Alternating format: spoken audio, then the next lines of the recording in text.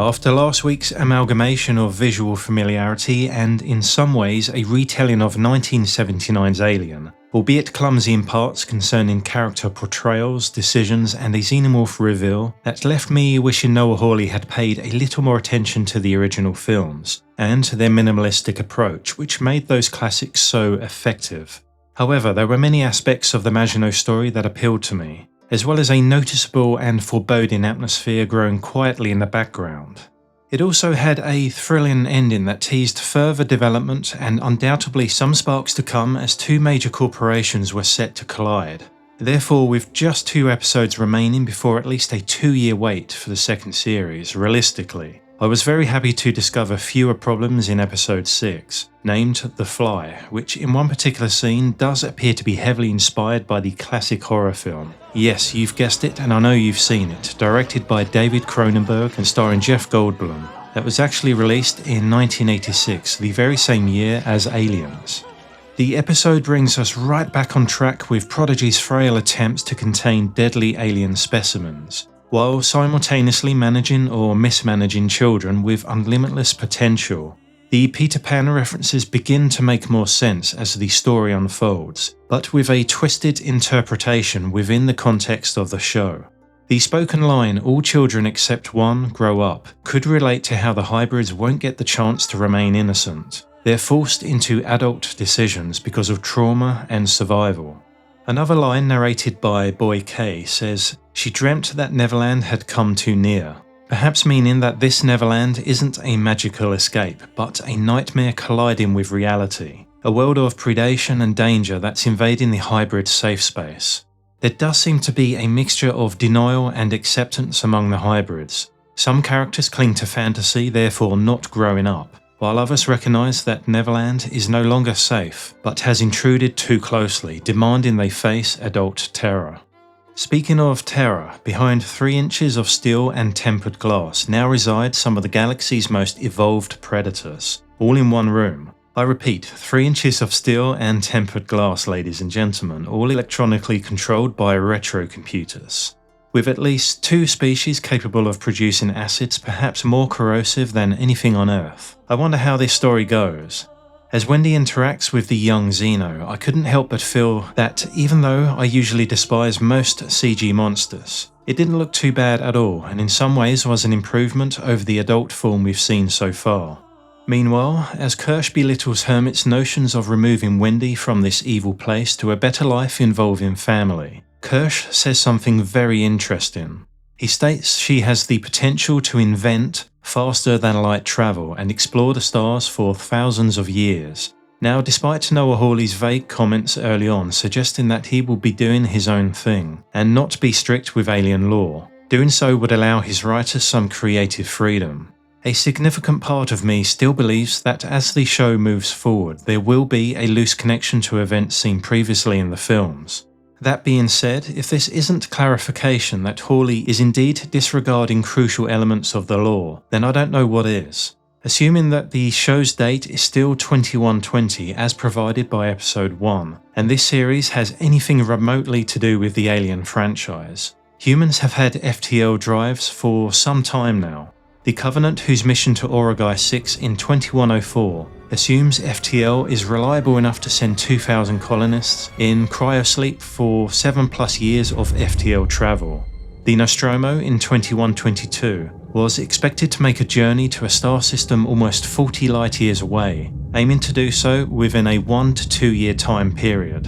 This, we know, is over 40 times the speed of light. A journey that was completed in just 3 weeks by the USCSS Sulaco in 2179. Not only that, but are we to now assume that the Maginot explored the deepest and darkest regions of the galaxy in just 65 years without FTL drives? I don't know if this is a mistake on the writer's part, but how many stars could you expect to visit, travelling anything less than the speed of light in 65 years? Maybe the nearest 2 considering the journey back? I don't know. Regardless of what Kirsch implies, he is absolutely brilliant in this episode, and continues to subvert expectations with every chapter. However, before we discuss him further, there is a scene where Atom demonstrates his cold, corporate, ruthless and goal-orientated personality, as he requests that Nib's memory be wiped after her malfunction. He takes no prisoners and fires one half of the core scientific partnership responsible for bringing the hybrid technology to life. It's interesting how we are supposed to use our imagination for the dozens of scientists who also work in the facility that we never see, but as for the xenomorph, we are never allowed the chance, sadly. In this frustrating exchange for the couple who have given all they have to this project, we learn more about Prodigy's misguided and rash decision-making in the effort to attain what it needs, while all other priorities are rescinded, shall we say. As Arthur is told to leave or face the consequences, a feeling of unease and trepidation arises, suggesting that he may not survive the episode, especially given his crucial knowledge pertaining to this work, even if the company may not be directly responsible for his demise.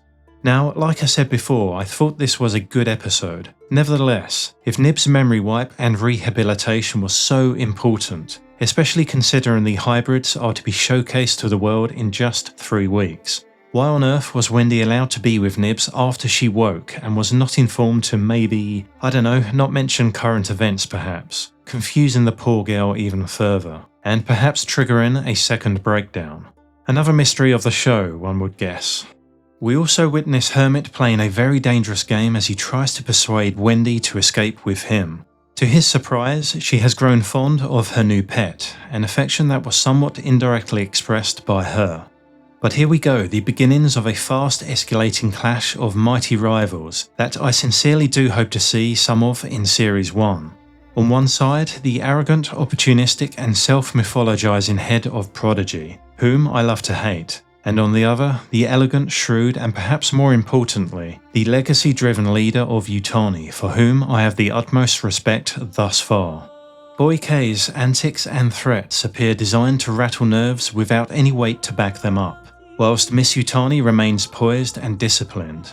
Still, he presents an ace up his sleeve in the form of a 6-week delay in returning the specimens to Yutani, because of the established off-world quarantine rules. Then again, when it comes to quarantine, I have a feeling her company will find a way.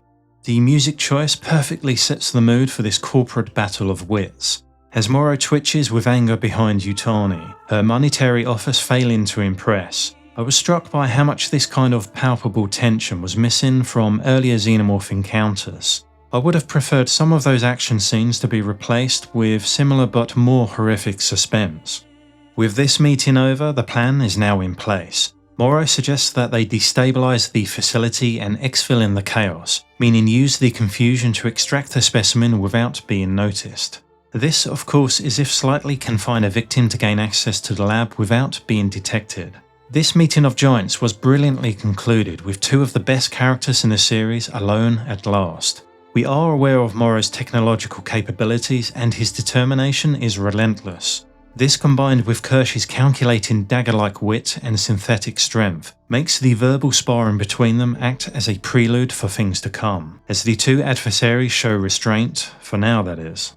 Meanwhile, 2 characters can no longer hide their desperation, as the situation feels like a ticking clock for both them and us, the audience. Slightly fumbles his chance to persuade Hermit and lure him back to the eggs. Hermit continues to investigate a safe passage off the island, but is met only with friendly advice not to pursue such an extreme risk, as security has been increased. We then transition back to the lab, where Wendy's continuous attempts to form a bond with the rapidly growing Xeno still prove unable to yield any conclusive results. In the same shot, I'm torn over the massive contrast of shifting from a fully practical man in a suit to a CG version of a near-adult xenomorph. It pales in comparison to this, but dare I say it looks increasingly believable here, appearing more animated and dripping rather than the rigid, dry exoskeleton of the earlier costume. I'd even argue that Alien Resurrection rendered the creature more convincingly thanks to superior lighting. Having witnessed cinematic blacks in high-production TV shows before, a bit more darkness here would have gone a long way. This part is great. I love how Kersh's seniors pay no mind to his management of the hybrids, as he sees fit, which strongly feels like his scheming and manipulation have a larger scope than first anticipated. His request for 2 tools to feed these specimens and check the lab data appears harmless on the surface, but what is his game? Does he simply realise he is becoming obsolete and fears decommission, or is there another unseen intent behind his mischief? You can sense this one's disdain towards its captors and feel the humiliation in the eye of Teocellus for being trapped in a sheep and having to eat grass, but I'm sure a similar sentiment is shared in all holding cells. I have no doubt that as Tootles breaks the faulty hatch and decides to open the cell's main doors, Kirsch, watching via a tablet, most likely planned for this to happen.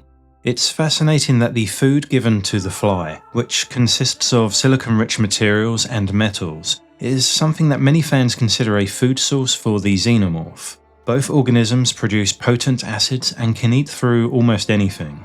I wonder they still remained imprisoned, to be honest. I knew things were going to take a wrong turn here, and the intellect of Teocellus continues to surprise. But I didn't expect this small jump scare and comical moment to happen that would make Tootles lose his balance, locking him inside.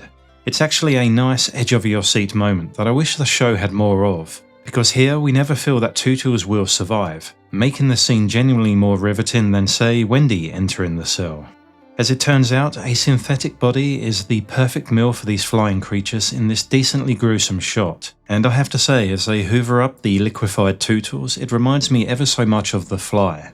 In the dialogue between Wendy and Dame, the hybrid expresses more of her distrust towards the scientists after learning of Nib's mistreatment, and a desire to separate herself from humanity's cruel intentions, both in her physical presence and in her mind. Kirsch's persuasion is written all over her resentment when she reveals what he told her. Stop pretending to be people and that hybrids do not have to feel anymore.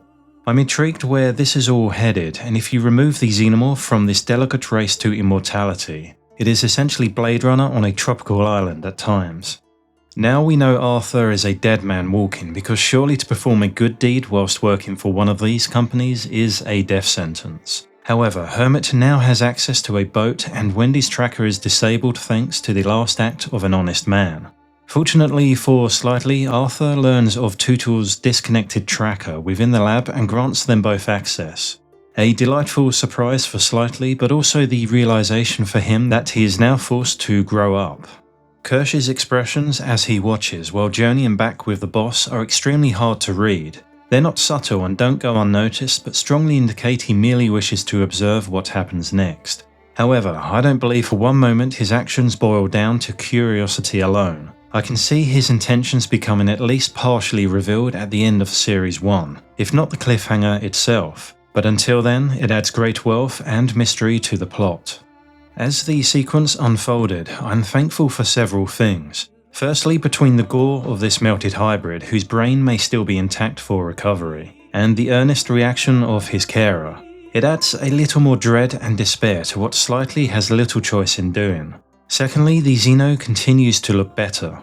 Is this a new design going forward, or just a CG transition for the full body shots? The lips appear wetter and the creature's texture seems more natural than before.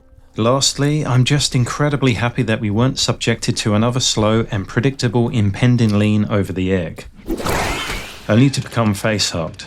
In fact, the confrontation wisely borrows from the med lab scene in Aliens, even if the parasite carriers care little for stealth and silence this time around, as they blunder into just about every obstacle in the room, as well as produce audible sounds that Tootles can now hear, which is strange.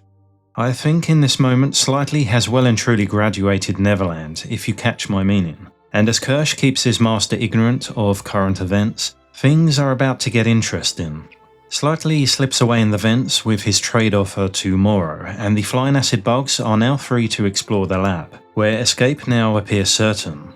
With the almost fully grown Xeno and the parrotized sheep now looking on, perhaps their only means of escape now lies in the acidic properties of these critters, if they feel hungry enough to cut the power, that is. Now, I have a feeling that the final 2 hours of the series are going to be all out, as Boy K will return to a facility either in chaos or soon to be, with Morrow and perhaps some additional Yutani forces arriving soon. It could be quite explosive. Will it save the series from some questionable moments, or will it introduce more? Who knows? But let's go in with an open mind and hope for the best conclusion. Thank you for listening, and I look forward to reading your comments. Signing off.